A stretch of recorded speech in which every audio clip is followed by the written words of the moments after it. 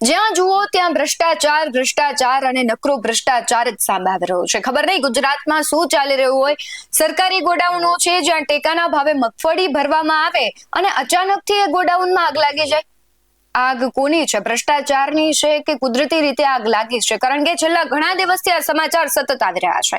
એક બાજુ ખેડૂતો છે પોતાના હકની લડાઈ લડી રહ્યા છે, બીજી બાજુ મોરબીથી એવા સમાચાર સામે આવ્યા હતા હજુ માંડ 5 દિવસ જ થયા હતા કે ત્યાં અચાનક ગોડાઉનમાં આગ લાગી જાય છે ને કરોડો રૂપિયાની મગફળી છે તે સળગી ઉઠે છે।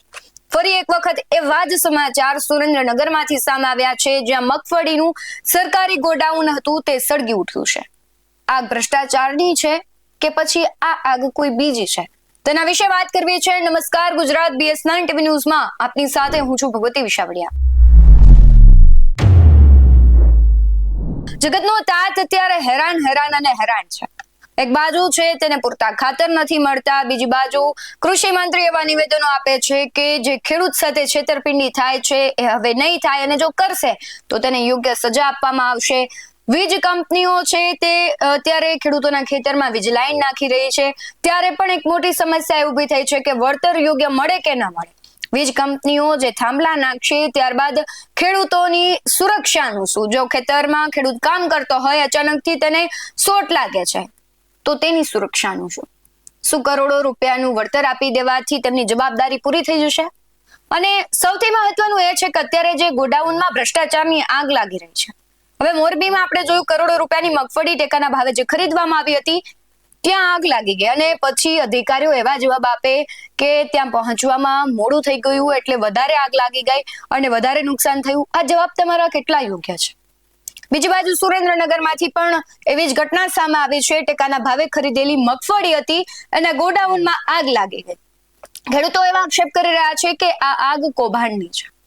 આની પહેલા પણ 1 વર્ષ પહેલા થાનગઢમાં મગફળીના ગોડાઉનમાં આગ લાગી હતી। 6 કરોડથી વધુની જે મગફળી છે બળીને ખાખ થઈ ગઈ હતી। હવે સવાલ એ થઈ રહ્યો છે કે અચાનક લાગેલી આગ શું હોઈ શકે? સૌથી પહેલા સુરેન્દ્રનગરના જે ખેડૂતો છે તેમની પ્રતિક્રિયાઓ આવી છે તેના પર નજર કરીએ। ભાઈ ગોવિંદભાઈ પટેલ, મારું ગામ છે સડલા। તમે જોઈ શકો છો કે વારી ખાતે સરકારી ગોદામ ખોખાના સળગે, કારણ કે જઈ સાલ તો થાનમાં ગોદામ હરગ્યું હતું, થાનમાં હરગ્યું। આ ઈ પહેલાં અત્યારે કાલ સવારે પાછું મોરબી હરગ્યું હતું। તમે જોઈ છે મોરબી 1 કરોડ 1,59,00,000 બોરી કાલ હરગી છે, એટલે એની કિંમત તમે ગણો ને એટલે 40 કરોડ અને 70 લાખ રૂપિયા થાય છે અત્યારે એની કિંમત મગફળીની। અને સરકારને 1 વખત હરગે, 2 વખત હરગે, 3 વખત કાયમ હરગવાનો ધંધો હોય। કોઈ મિલવાળાની નથી હરગતું, કોઈ ખેડૂતની નથી ગોદામ હરગતું। સરકારી ગોદામમાં ભર્યા પછી જ કેમ હરગે?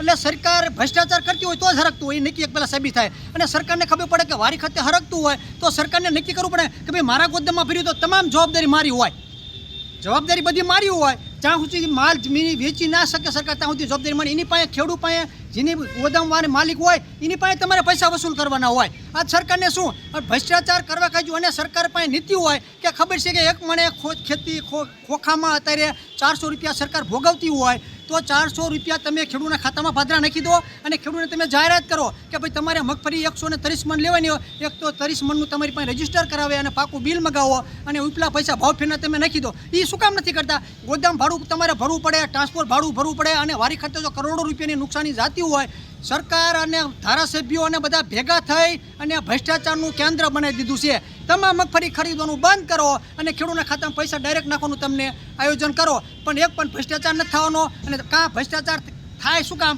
તમારે ખીચા ભરવાથીમાં તમારી નીતિ સાફ હોય તો 1 રૂપિયાનો ભ્રષ્ટાચાર થાય નહીં। જય હિન્દ, જય ભારત। ગોડાઉનમાં લાગેલી આગ છે એ કોઈ સામાન્ય આગ નથી।